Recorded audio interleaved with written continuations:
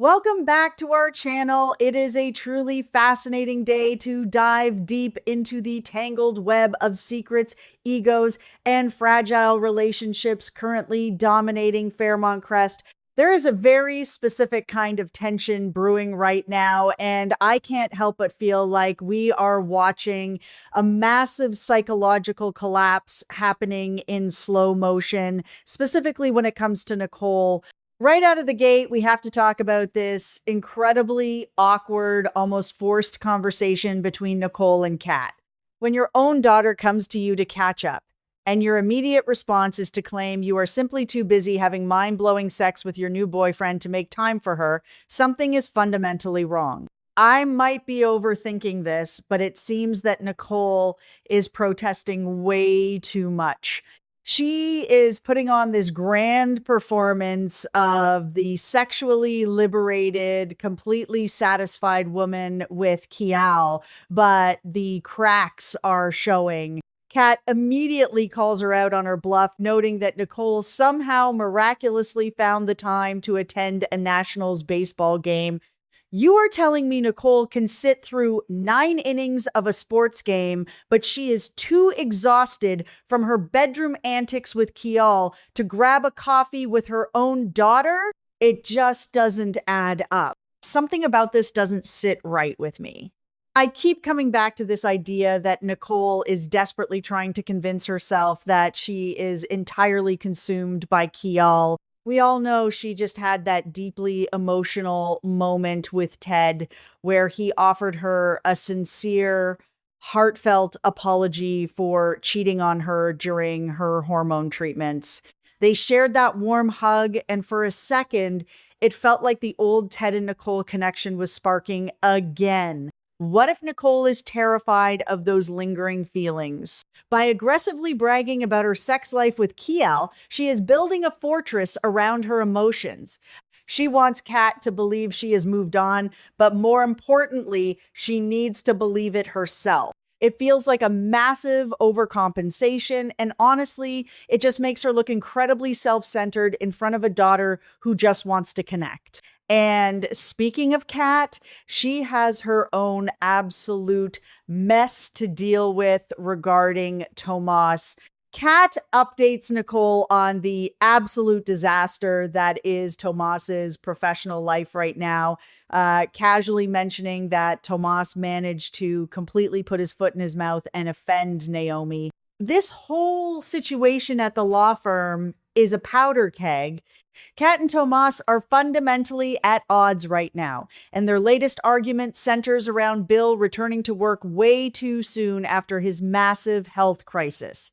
Tomas is practically whining that Naomi needs to drop all her other cases and focus solely on Madison's medical malpractice lawsuit now that Bill is back in the office.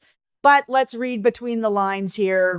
Tomas isn't actually worried about case management. He is terrified of losing his grip on the firm. Bill fiercely reprimanded him, basically threatening his partnership, and now Tomas is watching Naomi, the boss's daughter, take the reins. I can't help but feel like Tomas is drowning in his own bruised ego. He finally admitted to Kat that he overstepped by interfering in Naomi's business, but the way he goes about it just screams insecurity. He is a man who feels emasculated at every turn. Kat rejected his public marriage proposal. She bought a luxury condo without him, and now he is being sidelined at work by a nepotism dynamic he cannot control. Nicole even guesses that Tomas probably thinks Naomi is completely incompetent, and Kat just sighs and agrees. That right there is the sound of a woman losing respect for her partner. When Kat has to rush off to deal with a work emergency for her burgeoning handbag line, Tomas has the nerve to grumble about it. Kat immediately fires back, reminding him that he bailed on her the last time she had an emergency, and her work is just as important as his. There is a chance that we are witnessing the final death rattle of Kat and Tomas's relationship. Kat is ascending. She is launching this scandalous new Chelsea Cat purse design. She is taking charge of her life post surgery, and she is no longer willing to shrink herself to make Tomas feel like a big man. Tomas is acting like a petulant child who isn't getting his way, and Kat's patience is clearly wearing paper thin. I wouldn't be surprised if Tomas does something incredibly reckless at the firm just to prove a point, which will ultimately be the final nail in the coffin for him and Kat. But the absolute peak of the drama in this interaction comes when Kat reveals the new handbag design to Nicole. Kat is so proud of this. She wanted to honor her mother, so she tells Nicole that they are naming the flagship purse the Nikki. It should be a beautiful, touching mother-daughter moment. Instead, Nicole completely recoils. She is horrified by the name, and why? Because of Leslie. Even after all this time, the mere association with Leslie Thomas is enough to make Nicole reject a loving tribute from her daughter. Kat is visibly stunned that Nicole is still letting Leslie dictate her emotions and choices. This is where the psychology gets so incredibly fascinating. Why does Leslie still have this kind of power over Nicole? We all know the history.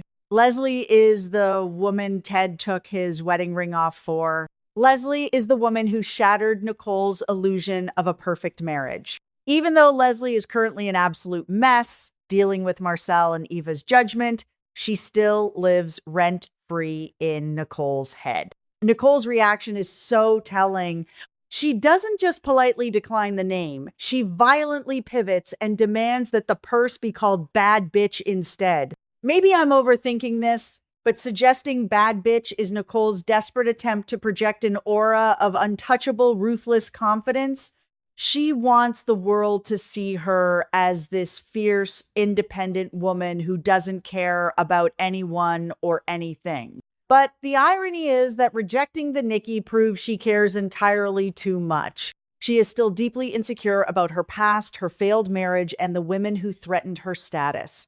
She wants to be a bad bitch, but inside, she is still the wounded wife who can't stand the thought of her rival's nickname being attached to her brand. It is a brilliant display of fragile narcissism, and it sets the stage perfectly for what happens next. Just as Kat leaves, Ted walks in, and the sheer level of delusion Nicole displays in this next sequence is almost hard to watch. Nicole immediately starts interrogating Ted about his recent conversation with Carlton. Because Nicole's ego is currently expanding at the speed of light, she automatically assumes that Ted and Carlton were standing around talking about her. She actually sits there and ponders aloud if she should reach out to Carlton, convinced that he is still pining for her, still heartbroken that she chose Kial over him.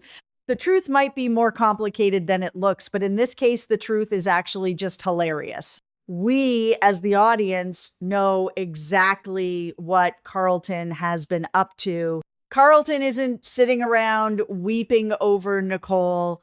Carlton just had the most incredible, mind-blowing one-night stand of his life with a mysterious siren at Uptown, who we know is actually Heather Armstrong, the international crime boss known as the Impaler. Carlton is riding the high of a spicy, dangerous hookup, and Nicole is sitting in an office genuinely believing she is the center of his universe. Ted's reaction to this is absolute perfection. He doesn't coddle her. He doesn't play into her delusions. He looks at his ex-wife and bluntly tells her that Carlton is doing just fine. And then he hits her with the reality check of the century. He calls her out for being completely full of herself. I keep coming back to this specific moment because it shows such a massive shift in Ted's character. There was a time when Ted would have tiptoed around Nicole's ego, either out of guilt for his past cheating or out of a lingering sense of obligation. But Ted is deeply in love with Shanice now, and he is looking forward to his future, planning to meet Shanice's brothers, and he is finally free from the emotional chokehold of his past marriages.